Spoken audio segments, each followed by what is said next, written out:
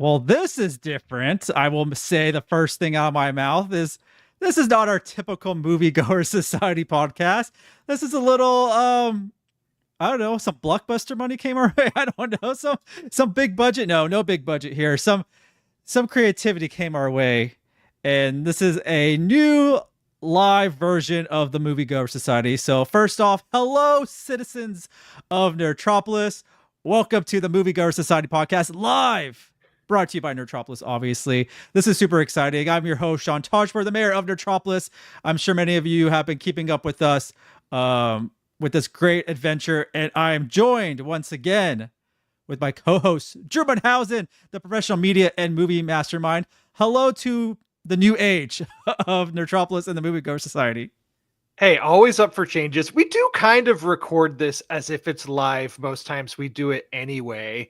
And I mean, it's not me that ever messes up anyway. It's always you. So, you're the one that's really on fire here. No, of course. That is true. We do this like it's live, and there's actually no editing that happens to our shows. Maybe just something with my microphone that happens. We just try to clean it up. But other than that, we're excited to be live. This is super cool. We already got a couple people here. We got Manuel and Greg here. Let's see what these, I don't know what these buttons do, Drew. Like there's new buttons. So that's a manual right there. Hello to you, sir. Greg Ball said he shared. Greg, hello. As people are trickling in, Drew, we just went over 18,000 subscribers on our YouTube channel on our way to 20, which I think we'll hit maybe at the end of the year, which will be exciting. But we started the year off with 1,000 subscribers, and now we're on the road to 20,000. I mean, that's exciting. That's incredible growth. Yeah, it has awesome. been. It's been so fun. Let me see what else I have here. I'm just playing around. There's just this fun stuff here. So you now get to act as host and technical director. Oh man, a producer, director. So. What is going on here? We need a third person now. This is what's going to happen. We have to bring a third person on to do this. But it's super exciting to do this live. Because I always felt like this should be done live, but I just couldn't figure out the technical aspect of it. And we really don't have a set schedule when we do this. But maybe we can figure something out. But this is super exciting. And I hope it's working on YouTube. That's all I can say. I hope this is going to be working on YouTube. We do have some people watching, but people will watch on replay as we share it and embed it in places. Also, will be on the Nerdtropolis Podcast Network with Spotify, Apple Podcasts, and everything else, if it all works properly. But, in this podcast, we do explore the world of cinema, which is super exciting for us. We love doing classics when we can. We need to get back into the classics world, but latest blockbusters. And we're on episode 59, Drew, almost at 60. And we're going to head to the North Pole and check on our good friend, the red one they call, and see how he's doing. It's nice to visit the North Pole sometime. Please tell me you are still a Santa believer. Oh, of course. A Santa believer and a Christmas movie watcher. And, once you roll, once Halloween candy is put away and we get into November 1st, I'm one of those people that gets into the holiday spirit. And I like to enjoy the season and have these kinds of movies on in the background. And so there's so many, classic holiday movies and the ones that people consistently turn to. And so I always am fascinated to see what the new ones are each year, to see what's going to enter into the Christmas movie canon. What is the new classic? Because I mean, what's the new Die Hard? Everyone wants to know what's the new Die Hard. Well, I'm trying to think off the top of my head, not to put you on the spot because we didn't talk about this before, but what's the newest Christmas movie that's almost considered a classic? What's the newest one that people turn to regularly? I don't know what the answer is. I don't think it's what's the Netflix one with Kurt Russell as Santa? Do people, is that in the that's normal a good rotation one, now for people? The Christmas Chronicles, I believe it's called. Christmas Chronicles. That's it. That's right. Was there part two of them? There's two of them. Yeah. I actually like Kurt Russell as Santa.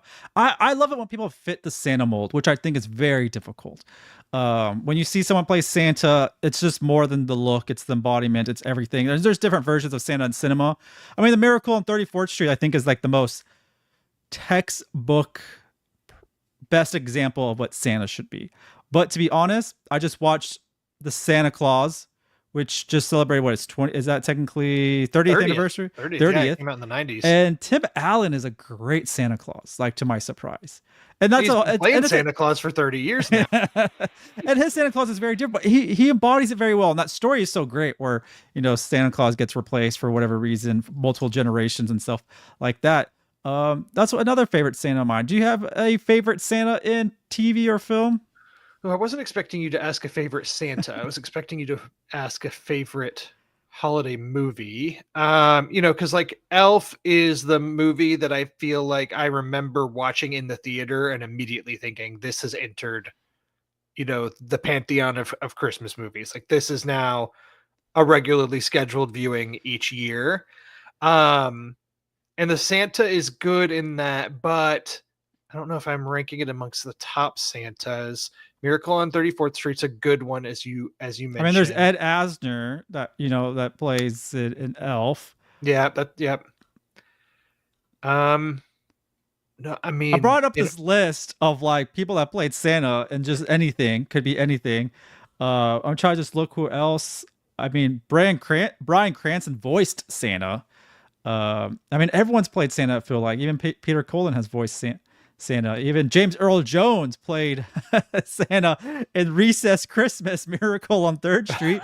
What a poll, man. I don't even know if I watched that Recess film. Like what? I loved that show growing up.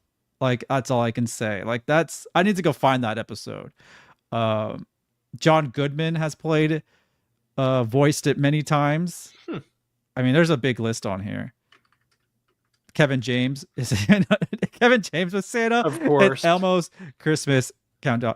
Billy Bob at Bad Santa. That's what Emmanuel's saying, and that's not Santa. That's Mall Santa. There's a difference between Mall Santa. Yeah, we're talking the real Santa. Real Santa, the real Santa. But there is a big list, and now the newest one to play Santa Claus is J.K. Simmons. Swole Santa. Very swole, and I'm not sure how old J.K. Simmons now. I'm assuming he's in his 70s. I think I'm accurate with that. And we're here to talk about Red One, which is this brand new, the first holiday. It's technically the first holiday film, right?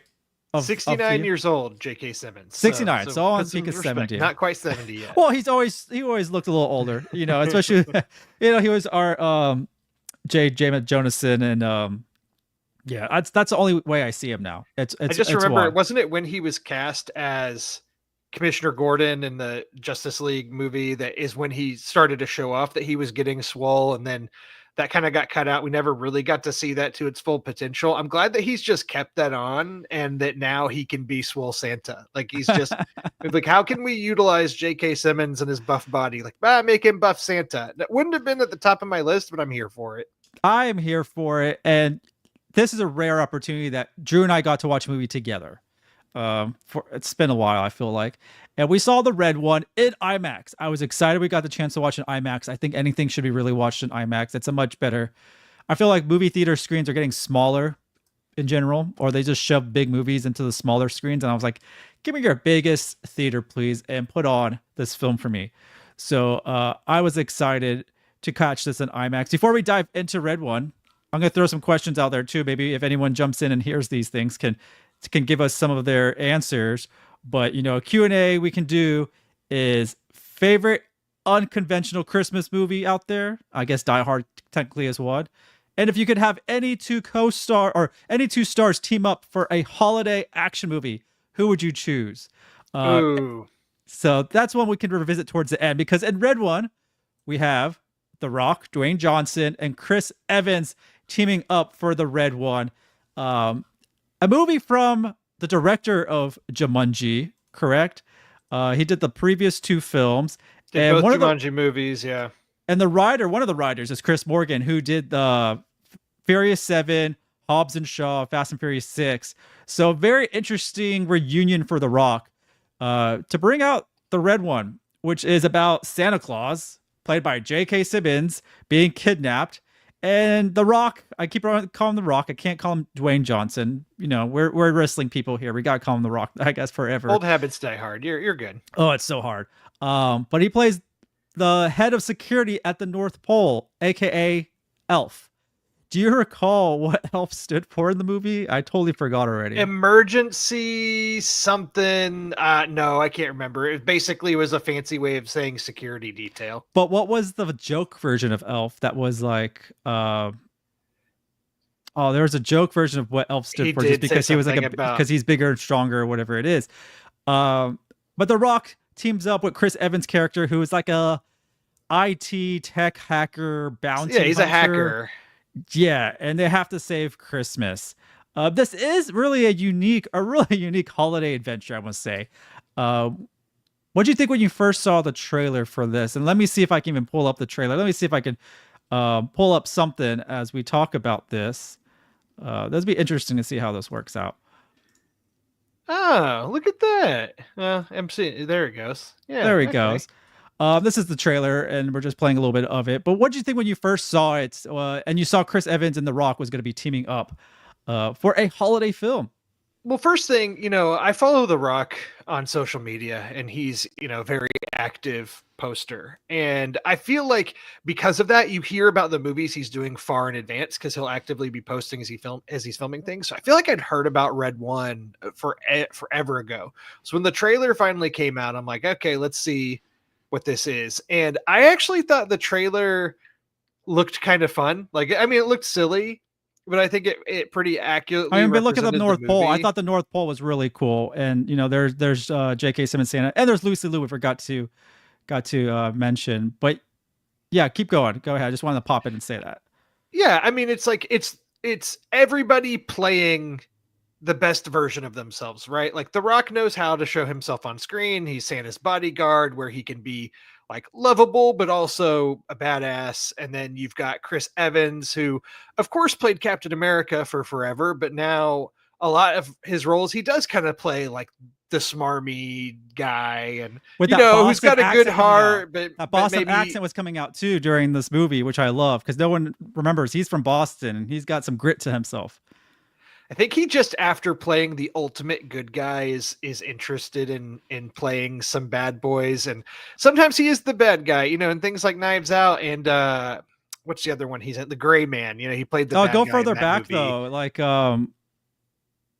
though, wasn't he in Not Another Teen Movie? He was kind of a douche in that one, and then he's also in he was the jock, Scott Pilgrim.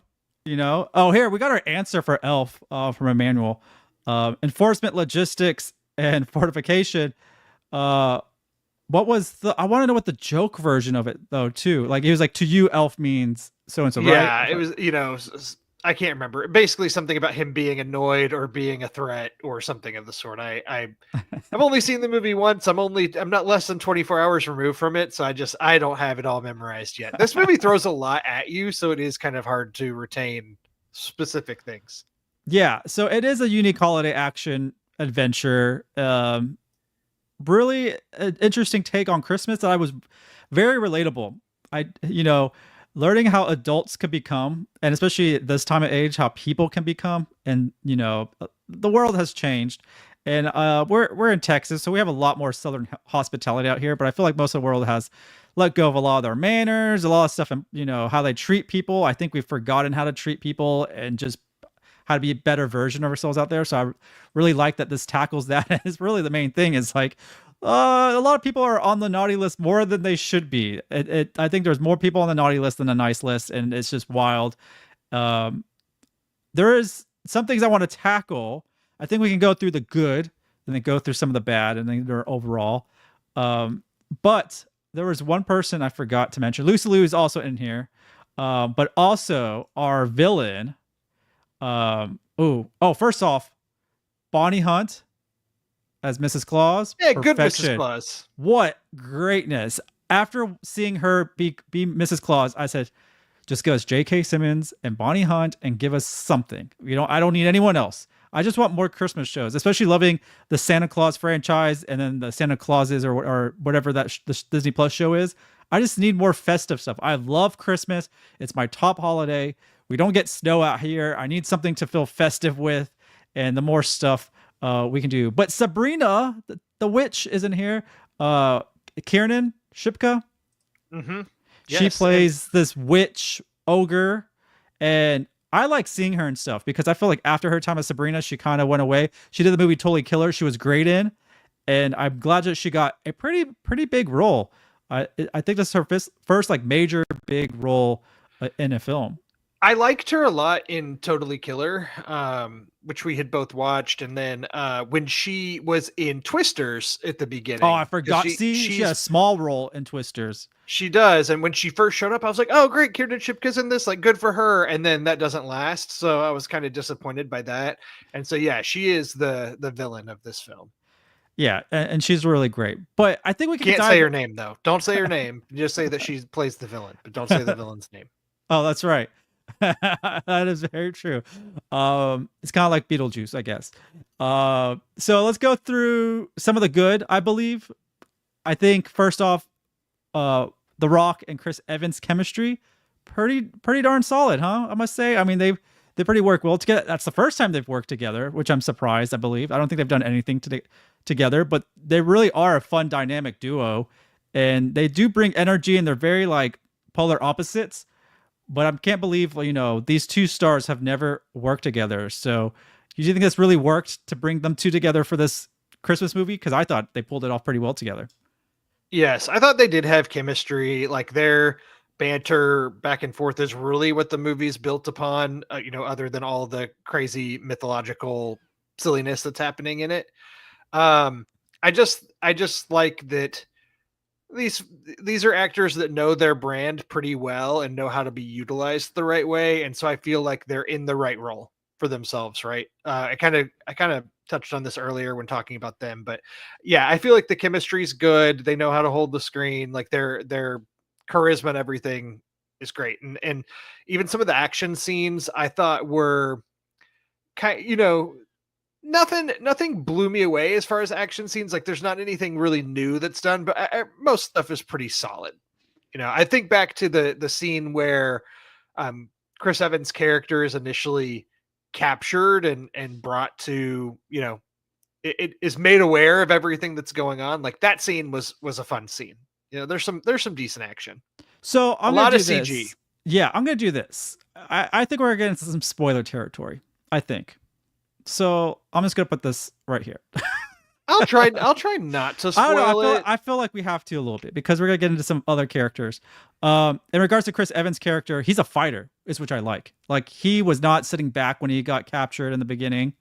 When they were getting him, he was really talented in his technique of fighting back. I thought he was just gonna be captured and that's it, but he can throw a punch, he can take a punch, he can get out of sneaky things, he can jump around. I mean, he was a hero in his own way, even though he's not the hero of the film technically, which was really impressive. So I'm glad they didn't let Chris Evans just be some just typical bloke that's just a hacker. Like a hacker is usually really nerdy, don't know how to do anything, but he was a fighter as well.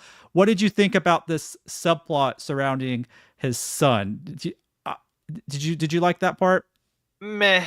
No, I mean, it didn't really do anything for me. I do want to say, as far as positives go, one thing I wanted to touch on is just the overall world building and lore. Like, I like that kind of stuff in general, and especially in Christmas movies where Santa is real in the realm of this movie. I like how, the Santa Claus is one of the movies that did this pretty well too, in setting up how Santa operates and what that world looks like and what the elves do and how, what they do outside of just making toys and kind of expanding that. And this movie does its own thing too. You've got this organization called Mora. It's the Mythological Oversight and Restoration Authority that basically oversees mythological beings.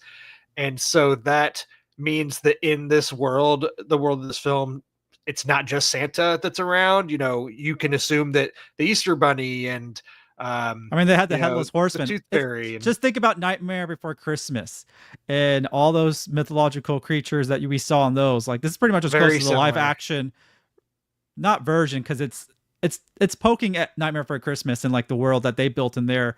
And this is pretty close as we can get to live action. I will say this in the beginning was really fun, that the fact Santa is the Santa Mall, like the mall Santa. Like yep. He enjoys doing that. It's his way to connect with everybody. And that was really cool. And the fact that Santa's known by like the government and they will assist him in being transported from the city into the skies with the jets was really cool. The world building, like you said, um, was really, really solid, I will say. I really want to see more from what they introduced, and it's definitely more than outside of Christmas, I guess you can say it. I Any agree. If thoughts? they Yep. make this into a Yeah. franchise, annually or release them around different holidays, I will check it out.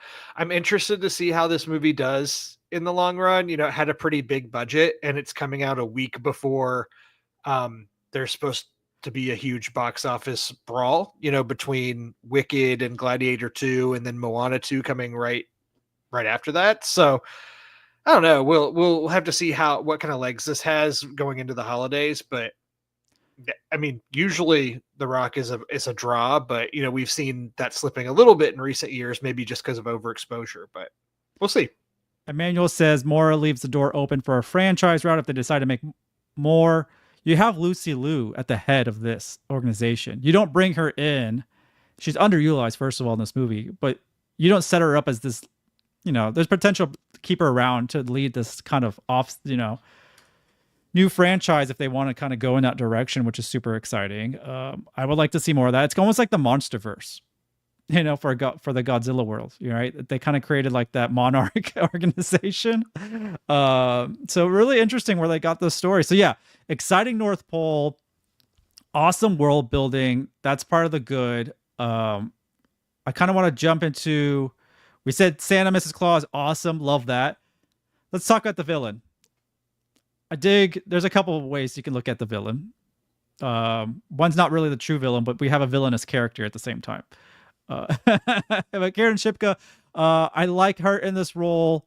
She doesn't have much screen time if you think about it for what she's doing. She's kind of working behind the scenes, but like whenever she is, in front of the camera, she does demand her presence and is really good. But we didn't see enough of her. And then, what she truly is underneath that skin, we don't see it till the end. And it's so dark to even tell what it really looks like. I feel like Kiernan Shipka got better as it went on. It's difficult because she's basically always removed from the heroes, right? Like it almost feels like this was added in after the fact or something because she's so removed and she's the way she talks to the heroes is through strange means and she has to be kind of over the top. And I don't know. I don't know if I really like Kiernan Shipka as an actress. I don't know if this utilized her in the right way. I don't know. This baddie just did not do anything for me. I think that's the reality of it. Well, she has her own baddie that they have a relationship with. And that is Krampus, which I thought was going to be the actual villain of the movie, which was not. But Krampus and what was the witch's name that we can't say? It was either Grilla or Gryla. Grilla. That is the couple of the year, but let's talk about Krampus, who's played by the actor who played Tormund in Game of Thrones. Oh, that is wild. Do we have a name as I pull up some of the cast? It's Christopher. I'm gonna absolutely butcher his last name because he's Norwegian. So it's like Christopher. I know who this is. Yeah. Okay, it's Tormund. Okay, yes. From the what are they called? In the people outside the wall in Game of Thrones. The not the wild people. What are they called? I'm so out of it with Game of Thrones. I'm so far removed. Well, he plays what, Tormund? I don't watch I'm not a Game of Throners. What? Oh no, Sean. I am a House of the Dragon fan though. That's like the first real thing I watched from Game of Thrones, and that probably sucked me in to go watch the original. But not to He's get a wildling. They're the wildlings. He's a wildling. Okay. I got you there. I thought Krampus looked cool. He had a cool swagger to him as well. That world, when you go to Krampus's world, I had a lot of like Little Nicky like flashbacks for some reason. Yeah. And I can see that. Yeah, I can see that. We don't go into that darkness that much. And obviously Krampus is not like the devil or anything like that. It's a whole different thing, but it's like kind of similar world and a lot of the creatures and stuff like that. And just the way they look, the prosthetics look really cool. They built him up. The coolest thing about Krampus was his sled. Like that was one of the coolest things I've ever seen and looked super practical. And he had a really cool castle. Yeah. So what are your And I thoughts liked on that the Krampus makeup was all practical, right? It was good prosthetics, good makeup the effect. tail? He was big, he was Everything was practical. intimidating. Yeah. Everything, which was awesome. So like, I kind of want to see more Krampus of this one. I'm not a fan of like the Krampus story per se. It's really too dark and deranged. But this version of Krampus seemed like balanced. See, I find the Krampus story to be quite amusing. I was not told the Krampus story as a kid. I was not made to fear Krampus. I found out about it later. But the lore of Krampus is kind of insane. But I Yeah, do it's like how wild. they utilized him in this. There And was being, one movie that came out years ago. Is it Black Christmas or and Kramp? they I don't have know. there is a movie called Krampus. It's like a Krampus horror Maybe movie. that's the one I saw. And does it have the Parks and Rec guy in it? That sounds right. I don't know if he was in Krampus or Black Christmas. It's one of those two. Let me It's see. one of Hold those. I on. haven't seen in a long I feel time. like he is in the Krampus movie. Well, this version of Krampus really has drawn Yeah, me Adam into that Scott. one. Adam Yeah, Scott's Adam in Scott. Krampus. Okay, that's the movie I saw. That was pretty kind of funny at the same time. But this is a more magical type of Krampus, I guess, at the same time. And I want to see more of that. And I wish we had Krampus as like the real villain. But it's kind of cool. Like, I didn't know. Is it? I guess technically his half. Is it how are they related? Like, he's his brother. They're What's the brothers. lore? But is that the actual Krampus lore? Oh, I don't know. I don't. Or is know that made up much. for the movie? So that's a lot of the good that we had. We're gonna talk about some of the not so good, I guess, now. Unless you have anything of the good you would like to talk about. No, and not to spoil going the bad. I just feel like this is one of those movies that it's easier to pinpoint the bad than the good. So take that as you will. It depends on your mood too. So for one, I'm gonna go into some not so good. I think it has some real pacing issues. I think there's so much dialogue between The Rock and Chris Evans' character along the way to teach this lesson or kind of dive into it more. I wanted more action. I wanted fast pace around the world, Mission Impossible style. Let's go save Santa. A lot of talking, a lot of just sitting It's around way doing too nothing. long. Yeah. Yeah, every scene seems like it lingers a little too long. I mean, the toy store stuff took too long too. I was like, just grab the stuff and go. Like, I don't need to like spend too much time in the toy store for no reason.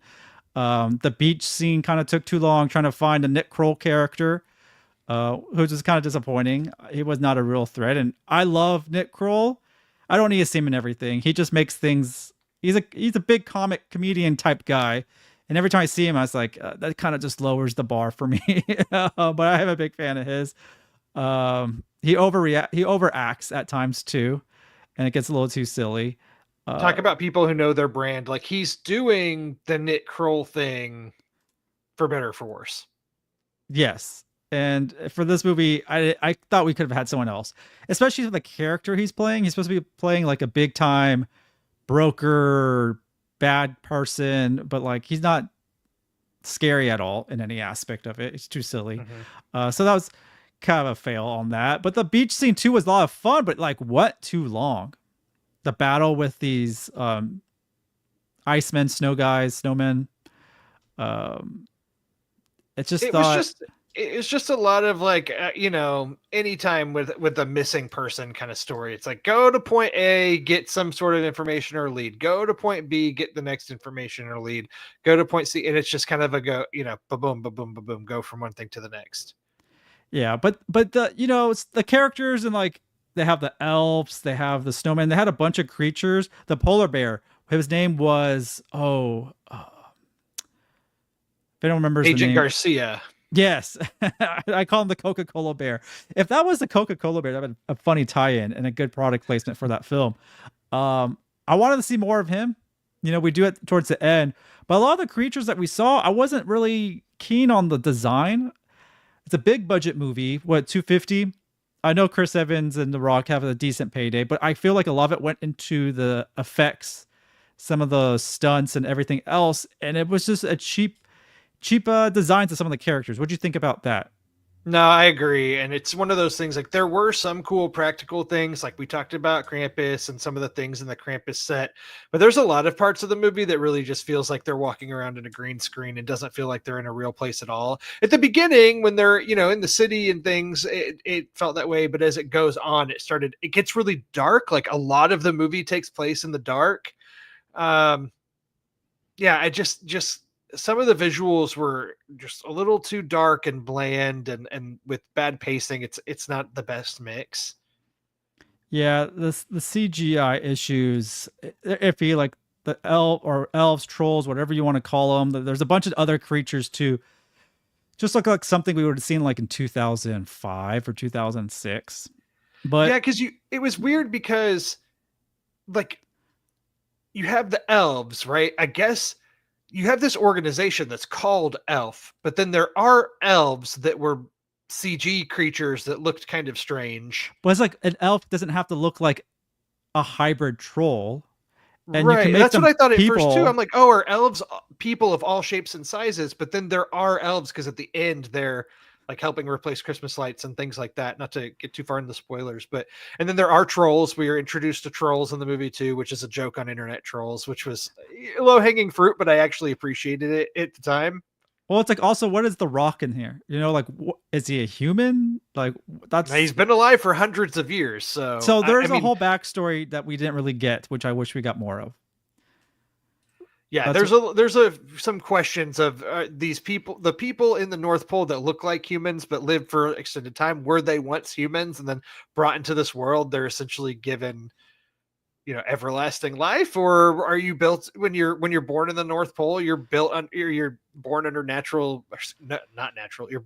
You're born under magical circumstances that get. Yeah, I don't know. I have no idea how any of this works, and maybe if they expand on this world in the future, but we're talking about expanding on this world and making a franchise.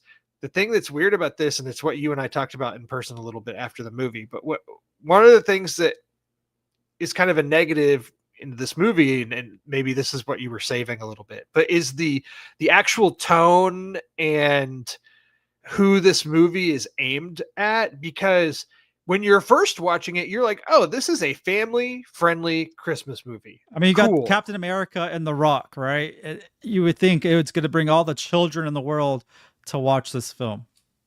But then there's a lot of cursing that happens, and like a lot of the S word in particular, which is like I feel like of the curse word hierarchy is just right there under the F word. So they're saying, spouting this a lot left and right. And I did what I typically do for these kind of advanced screenings, right? I take a picture of the big promotional image they have on the screen and I'll post it to like my Instagram story or my Twitter or whatever.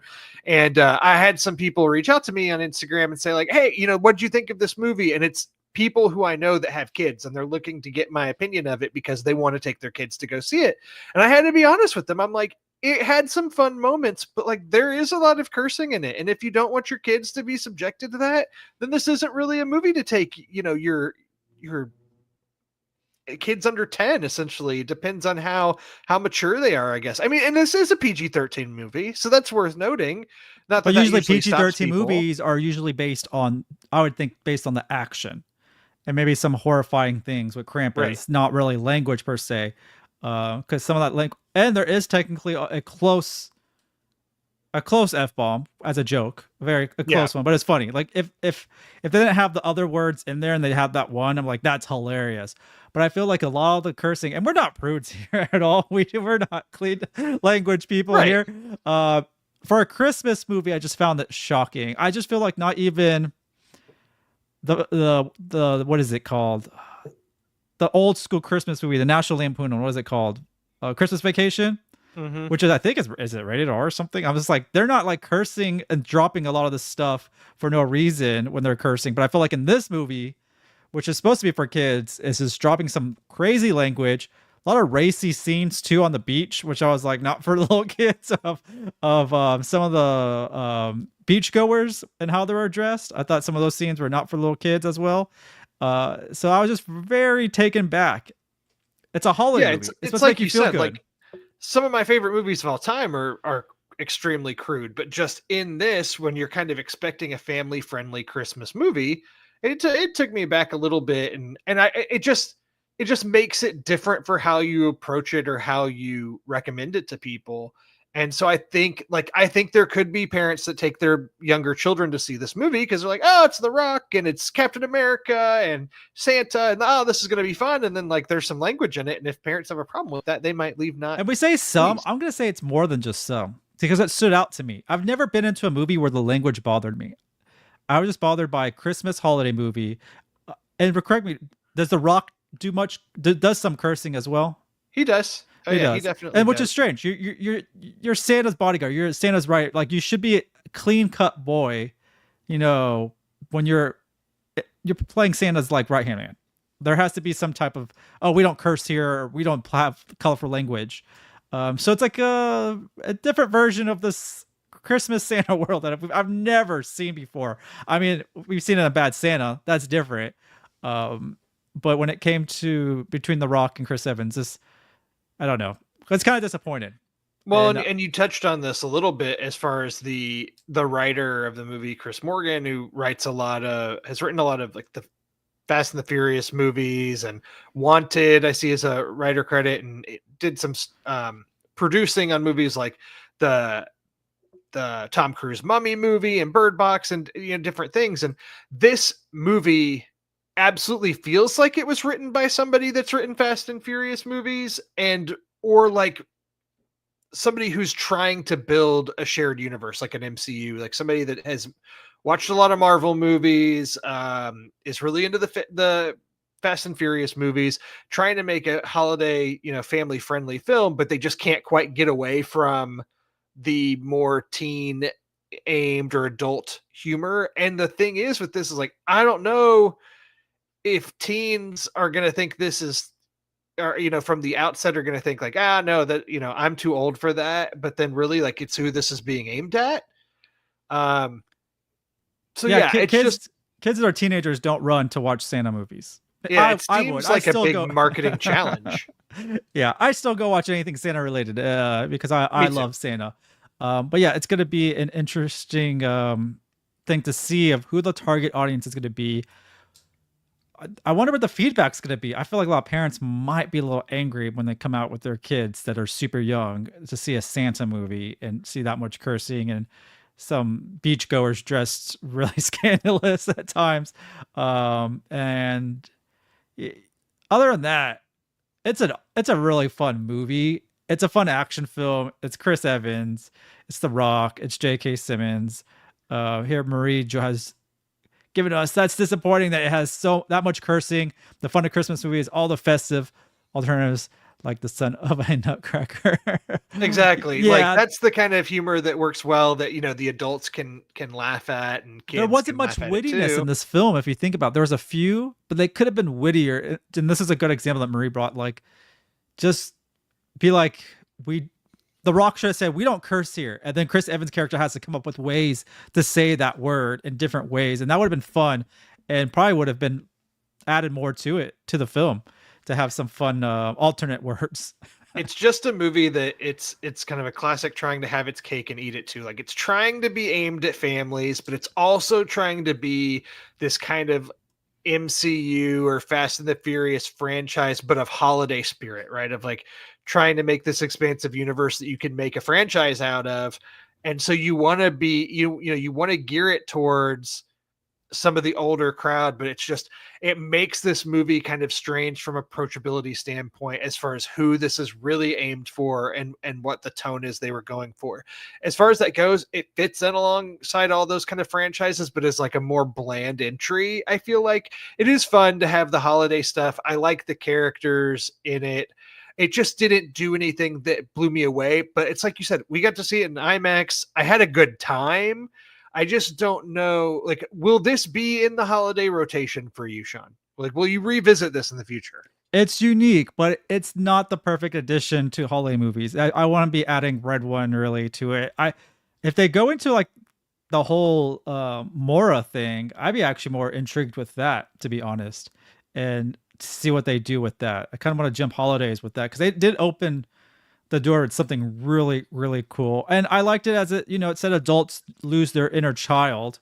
I love the messaging of the film. I can totally understand that. I try to keep my inner child very close to me on my sleeve as much as possible. So I like what they tried to tackle. I love J.K. Simmons as Santa Claus. I love the North Pole. It looked really cool. Some really cool action sequences as well.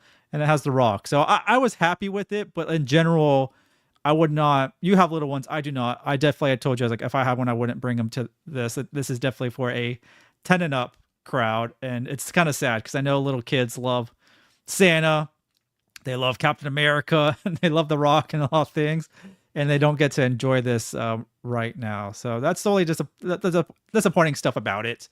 But I think it's good for the adults to also want to get out of the house, maybe, and want to catch something and get into the holiday season. It is the first film, I believe, that touches on the holidays, and we're midway through November. Can't believe it. Christmas will be here like tomorrow. Yeah, it's gonna move fast, but yeah, it is nice to have this kick off the season. Yeah, it is nice. That's our discussion about Red One. My full review is on nerdtropolis.com. This is the question I asked earlier. Drew, I want you to kind of keep thinking about it. But if you could have any 2 stars team up for a holiday action movie, who would you choose? Emmanuel has said Mick Foley and Keanu Reeves. Mick Foley, who's a self-proclaimed Santa as well, loves to do the Santa stuff and loves the holiday season. That's a fun answer. I mean, can we get Mick Foley as Mr. Sacco and then get as Mankind? Yes. As Mankind with Mr. Sacco, and then we can have Keanu as who would you want? Like which Keanu character? Try to think who I want. I'm not John Wick. We're not going that as dark, Ted, right? Ted from Bill and Ted. Okay, that version. That'd be fun. I like that one. Do anything come to mind of which 2 stars? Oh man, I'm trying to find something like creative or fun. I'm gonna go Chris Pine. I feel like I'm on a Chris Pine kick recently. I'm a fan of Chris Pine, but who am I pairing with Chris Pine? I'm gonna go Chris Pine.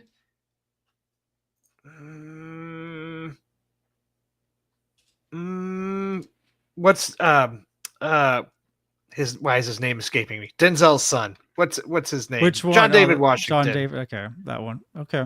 That's what I'm going to go with right now. I feel like they're 2 good stars of the present that would be fun to see paired up in a holiday movie. But you also asked another question, Sean, that I'm more prepared to answer. Well, hold on. Before we jump to that, Marie says Keanu Reeves saving Christmas would be great. That would be really great. I did ask another question, but I would think you're talking about Chris's. I would say let's do Chris Pratt with Adam Driver for like the most close to polar opposite, but I feel like that's a cool dynamic that I would love to see play out. Adam Driver in a Christmas movie is good. I like where this is going. And with Chris Pratt. Yeah, I feel like there's a lot of different Adam Driver and X pair-ups that could be really fun. that is very true. Yeah, I did ask another question, which was... It was I think it was movies you like to watch around the holidays that maybe aren't your standard Christmas movies or something of the sort. Yes. Favorite unconventional Christmas movies or thoughts on holiday films with a twist? My answer is not very original, but it stands true because I think a lot of people like to revisit these at the holidays. But for me, it's the Lord of the Rings movies. They came out in theaters around the holidays when they first came out. And so there were 3 years of my, really defining years as becoming a young moviegoer and figuring out my taste. And I loved the Lord of the Rings movies. So that's 3 years in a row I was seeing Lord of the Rings movies around the holidays. 3 more if you include the Hobbit movies, which I didn't enjoy as much. But still, for me, being in the middle of December, having a day off, and putting on the Fellowship of the Ring is like the ultimate comfy, cozy holiday feel. I like that. I like that. I know you're a big fan of Lord of the Rings. I'm trying to think what mine would be. That's unconventional, though. I don't like the unconventional type movies that are... But, I mean, Gremlins is pretty close to unconventional for a Christmas movie. A lot of people like the Harry Potter movies. Like that rings true for a lot of people around the holidays. Batman Returns, I believe. Is Batman Returns? That's a good one. I would probably go... My inner child says Batman Returns. And that's the thing. Like, I would love seeing Batman and Spider-Man film. I mean, they don't really take place that much around Christmas time as they should, but like in the animated shows when they did, they were fun. I feel like superhero movies that are around the holidays is really fun. Like Merry Little Batman, that's coming out. I think you can purchase it soon. It was a Prime Video movie, but like Merry Little Batman was like the ultimate like combination for me for Christmas and Batman. But Unconventional Batman Returns, I would say, in Gremlins. I'm looking like they say Grand Budapest Hotel. That was a somewhat of a holiday Christmas themed Yeah, I movie. just looked up some too, and there's a few different ones. Like Iron Man 3 is listed here because Shane Black notoriously will set his movies at Christmas, even though they're not about Christmas, because Kiss Kiss Bang Bang's kind of the same. Actually, good job. Gremlins, Batman Returns are all on this list. Somebody said Edward Scissorhands. I'm seeing Little Women, Catch Me If You Can. Lethal Weapon is on this list. The first one, right? The first one is a Christmas. Yeah. Marie says my husband loves Frozen. Gremlins. My husband loves Gremlins as a Christmas movie, and then we have Emmanuel saying Lord of the Rings, same. So people have the same fandoms as us. I mean, Bad Santa is probably the most unconventional Christmas movie. That takes things to a whole different. Oh, I do want to ask this: which version of the Christmas Carol do you like? Does the Muppet Christmas Carol count? Any of them? I'm very curious of what your favorite is. Muppet Christmas Carol, without a doubt. That's a good one. I like Michael Muppet. Caine, Kermit the Frog. You know. Do you like Scrooged? I do like Scrooged. Yeah, I like Scrooged. I like Scrooged a lot. I feel like I do not like the Robert Zemeckis, Jim Carrey motion capture Christmas Carol. Not a fan of that one. That's what he was trying to do after the Polar Express. Yep. It was Polar Express, Beowulf, and then Christmas Carol. I did not know Beowulf was his. Beowulf was very interesting. I think I remember watching that in 3D when that came out. That's some interesting stuff though. He was doing things that no one else was doing. So, but there you have it, folks. We're ready for Christmas. Are you ready? Have you started any shopping? How late? How late do you start your holiday shopping? I am trying. I'm also in the middle of moving. I'm moving next week, so that makes Christmas shopping difficult. But I will be in a new house, and like literally the first day I move in, I'm putting up the Christmas tree. There you go. Real or real or fake? Artificial. Yeah. Artificial. Pre-lit, lazy root, but it looks nice. But I was just at Whole Foods the other day and walking to the store from the parking lot. I smelled like the real trees. I'm like, oh, I miss that smell. You can't get that fake smell. Even like they sell it in candles and cans. It's not the same as a real tree. I will say that. I will say this lastly from Emmanuel, because we did give away a lot of codes to the best Christmas pageant ever. Emmanuel says, I felt like it is a instant holiday classic like Christmas Story if you're looking for something conventional, and it is based, I believe, on a book. I'm hearing great things about it, and I believe that is good to know. Pretty family friendly. I mean, it's about some crazy kids, but I'm sure it's a very family friendly film for what it is based on the book. So that's super exciting. We're gonna get some more Christmas stuff. We got a lot of movies to talk about soon, but we made it through our first live stream episode. Something I've wanted to do for so long, but we'll see how this turns out. It was really fun, really exciting. We'll probably change things up as we move forward, and you'll see some updates and changes and everything else we can think of because we love being creative and being fresh.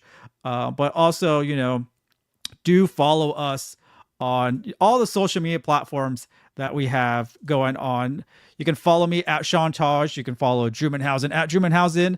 And also at Nerdtropolis for everything Nerdtropolis, but also nerdtropolis.com for your daily dose of movie news, reviews, interviews, and trailers. And we're on Letterboxd. I'm behind on Letterboxd. I'm behind on a lot of things of looking. I had like 3 weeks of travel and I'm back, and I don't think I touched too much based on a lot of things I've been doing and have planned. So a lot of fun stuff happening, I will say that. And we're super excited that all of you are part of this journey with us. Make sure you subscribe, leave a like, a comment, share when you can. And, thanks again for joining us for another episode of the Moviegoers Society. Once again, I'm Sean Touchworth, the mayor of Nerdtropolis. And where will we see you, Drew? I'm Drew Munhausen. You can catch me at Drew Munhausen. You can follow me over on Letterboxd, where I'm logging movies actively all the time. I just... Sean did the review for Red One. I had a review of Heretic that just went up recently on nerdtropolis.com, so check that out. But yeah, otherwise I'll be here with Sean live hopefully talking about Gladiator 2 and Wicked soon. You know, those two are about to go head to head. It's going to be, I was going to say a bloodbath, but I feel weird saying that about Wicked and, you know, big budget musical, but feels appropriate for Gladiator 2 at least. But I asked you to finish our tagline too at the same time. So I was like, sorry. Where will we see? I thought you were having me do my sign up. You'll see us at the movies. Yeah.